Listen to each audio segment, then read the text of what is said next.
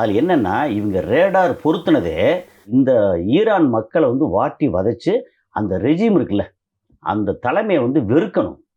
சோறு இல்லை, உனக்கு சுதந்திரம் இல்லை, சோறு இல்லை, ஒன்றுமே இல்லை, எதுக்கடா இன்னும் உன் தலைமையை வந்து நீ நம்பிக்கிட்டு இருக்க, அது சொல்ல வைக்கிறதுக்காக மழை பெஞ்சா தானே உங்களுக்கு வந்து விளைச்சல் விளையும்.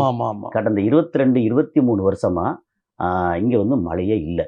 அதுக்கு இந்த அமெரிக்கன் வச்ச ரேடார் முக்கியமான காரணம் சொல்கிறாங்க. அதுக்கு என்ன காரணம் டெக்னிக்கலாக என்ன சொல்கிறாங்க அப்படின்னா, ரேடார் வந்து லேசர் அனுப்பும் இல்லையா, அதுவும் வந்து ஒரு கைண்ட் ஆஃப் எலக்ட்ரான் இந்த ஐட்டங்கள் தானே. மேகத்துக்கு கீழே வந்து எலக்ட்ரான் இருக்கும். ஓகே, அதை வந்து போய் களைச்சி விட்டு மழை பெய்யாமல் களைச்சி விட்டுறது. அப்படி களைச்சி விட்டோம்னா அங்கே பெய்யக்கூடிய மழை என்ன, கடந்த 22 வருஷமாக எவ்வளோ மழை பொழிவு அப்படின்னா 67% மழை குறைவு. யோசிச்சு பாருங்க, இப்போ நமக்கு சென்னைக்கு மட்டும் வந்து 1400 மில்லிமீட்டர், அதில் 1000 மில்லிமீட்டர் மழையே இல்லை. நீங்கள் வந்து டிசம்பரில் வந்து நல்ல மழை வெள்ளமெல்லாம் வரும், இடையில மழை வேறு பெய்யுது. ஓகே, இந்த மழை இல்லைன்னு வச்சுக்கோங்க.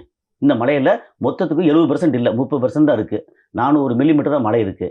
அப்படின்னா நம்ம நாசமாக போயிட மாட்டோம்? இவ்வளோ மழை பெஞ்சுமே இப்படி இந்த மாதிரி இருக்குது.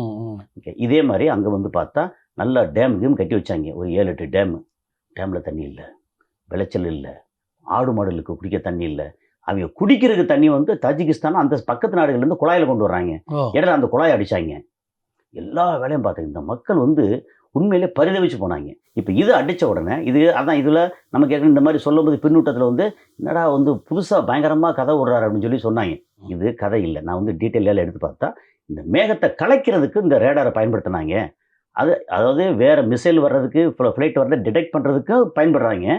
ப்ளஸ் வந்து மேகத்தை கலைச்சி விட்டு அதுக்கப்புறம் அந்த நாட்டை 22 வருஷமா என்ன 2003 வந்து நிறுவனாங்க. அப்போ கலைச்சி விட்டாங்க. இப்போ நல்லா மழை பெய்யுது.